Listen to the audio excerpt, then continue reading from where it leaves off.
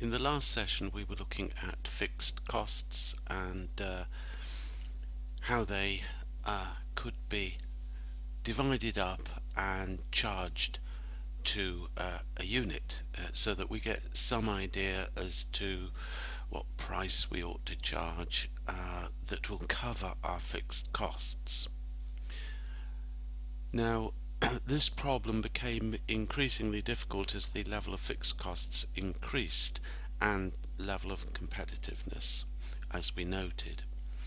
So, a noted management accountant in the subject, Kaplan, uh, nothing to do with Kaplan training, incidentally, but he uh, devised this approach that tried to break down fixed costs into its causal factors, which he called cost drivers, and then see how what usage that a particular product made, whether in batch or job cost, a particular product or service, what use it made of the cost drivers.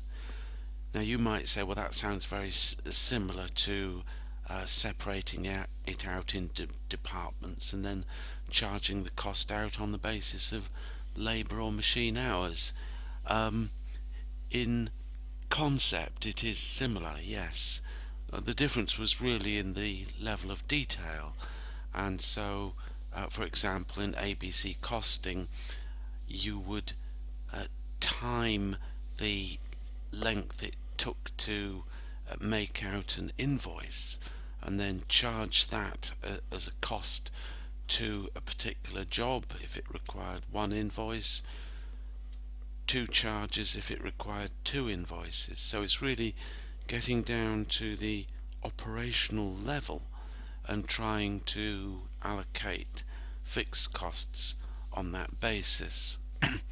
It echoes a little bit of what's called Taylorism, where time and motion studies originated at the turn of the last century, where Taylor, an engineer, decided to look at the very basic operations of shoveling coal in Bethlehem steel yards, and he started to break down each operation into shoveling and different types of shoveling and then loading the coal up, and he timed all the operations in the belief that they could then be costed. So it was kind of a reversion back to that, and not just saying, well, machine hours or labour hours are convenient ways to charge out a job, but actually try to find some causal relationship by looking at the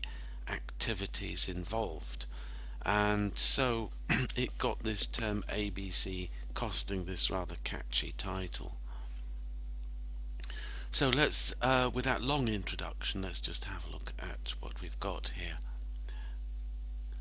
Right, each support activity involved in making products and services, that's what we identify.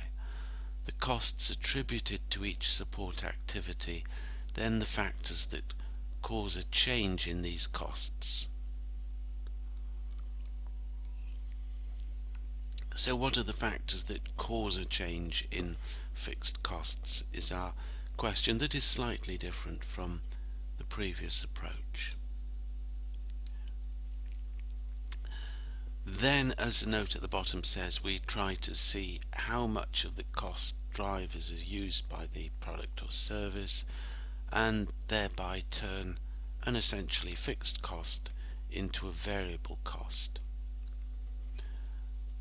with the hope, as it says, that they are perhaps a little bit more flexible than we are making out. So, attributing overheads, establish an overhead cost pool for each activity, allocate the cost pool, allocate the total cost of each support activity to the cost pool, then charge the total cost in each pool to the output. So, you could say we've replaced departments with pools, and in some senses that is exactly what we've done. So it provides a more accurate cost of each unit of product or service. Well, it provides a more detailed justification for the cost. I think we should avoid the term accuracy, because we haven't really established a causal relationship between the fixed overhead and the product, because essentially our overheads still remain much the same whatever our level of output. Provides managers with a better understanding of the business is certainly the case, because you then have to go down and measure each activity involved. As I said, I use the example of drawing up an invoice and looking at that activity and perhaps seeing whether it can be done more efficiently. So rather like Taylorism in the Bethlehem steel yards, it's kind of a rehash of that. As I say, we need to be critical about both of these factors. So here we have a picture of the traditional approach there and the ABC approach. And as you can see, as I was saying, we've still got our total overheads. They're still pretty well fixed in relation to output, but here we just allocated them to a product center that was on a more or less equitable basis, fair basis, or basis that seemed to follow some sort of reasoning, and then we charged them out to the product at a labour hour or machine hour rate. And as the products went through the various cost centres, so they picked up depending on the machine hours and labour hours that they used. So the ABC approach is to take the total overheads and try and separate these overheads not into departments but into activities. So a department might have a number of activities, and each activity represents a cost pool which kind of replaces our cost centre or department. And then any product requires certain activities from a cost pool, it gets charged the price per activity unit of the cost pool. So these units generally broader, so it might, as we were saying, it might be the number of invoices taken, it might be, there are papers with all the different bases. It's a much more complicated system, and you might really wonder whether all that extra effort is worth it when the end result is just to get an approximate idea of the cost of a unit, an idea that we know is not really a cost per unit, but some kind of cost which, if we charge more than that, we should cover our fixed costs. So we've got 4 here, slightly more detailed than there, but in fact, a good bit more detailed.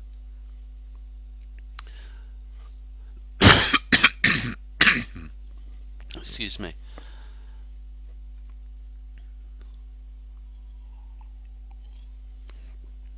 So, I've been criticising ABC costing pretty heavily already.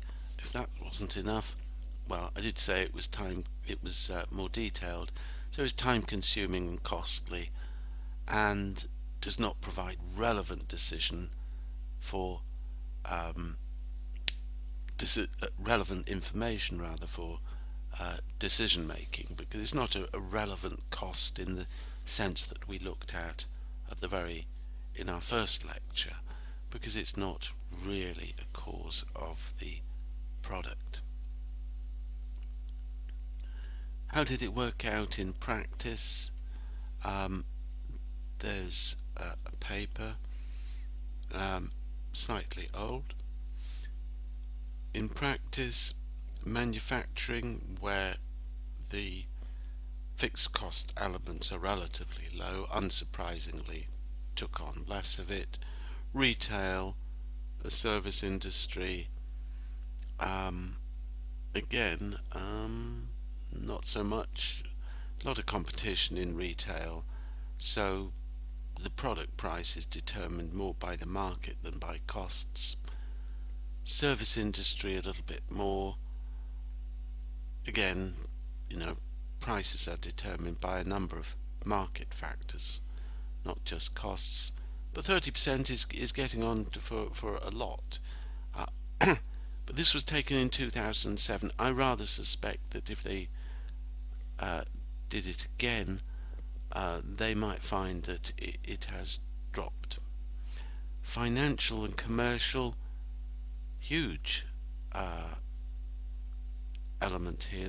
This, um, I mean, assume they're talking about banks and things like that. So, a big move to try and control costs in the financial sector. Um, so, you'd need to.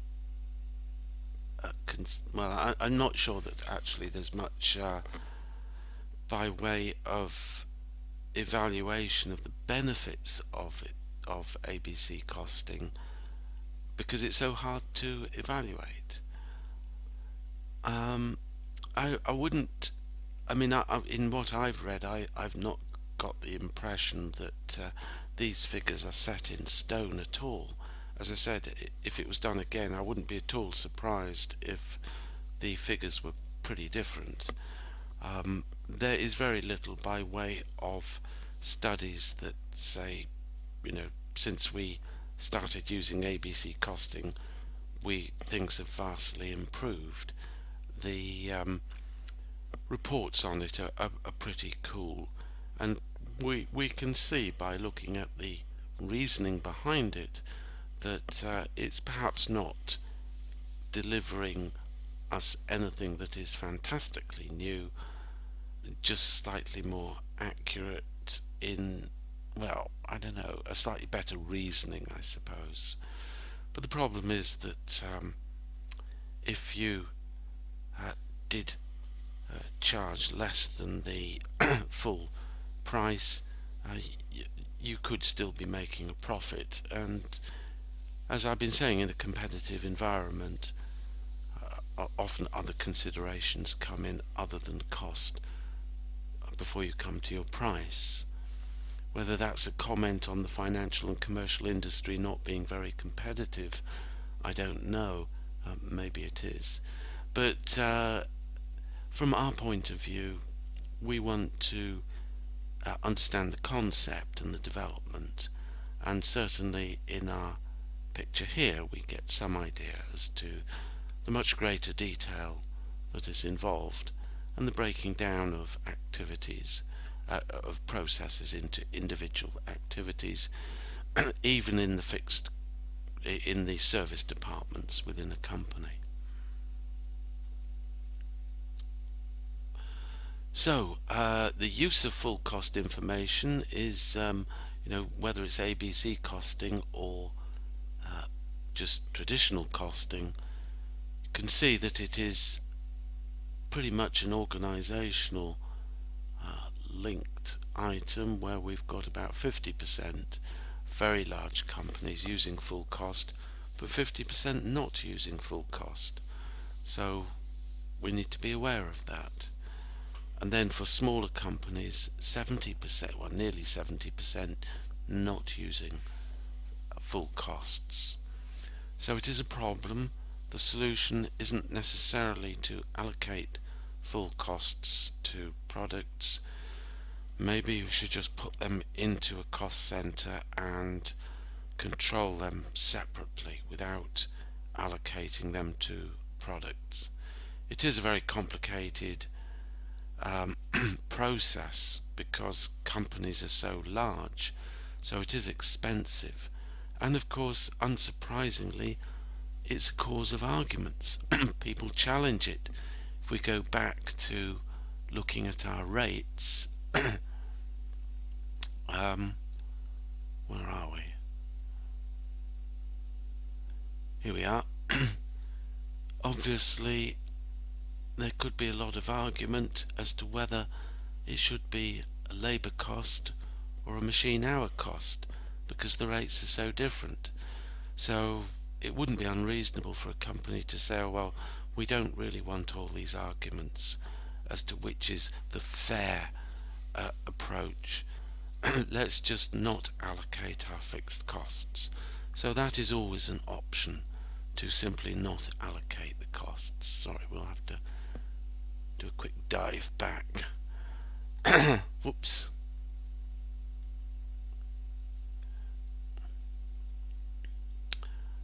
Yep, that's right. If you're not dizzy by now, well, you've done well.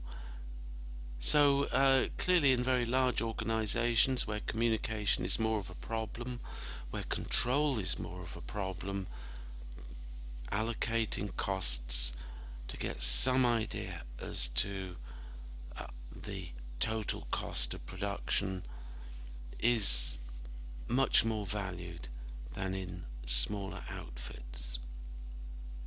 Okay, so there's a lot of organisational literature that is looking at this kind of problem, and that really concludes our look at full costs.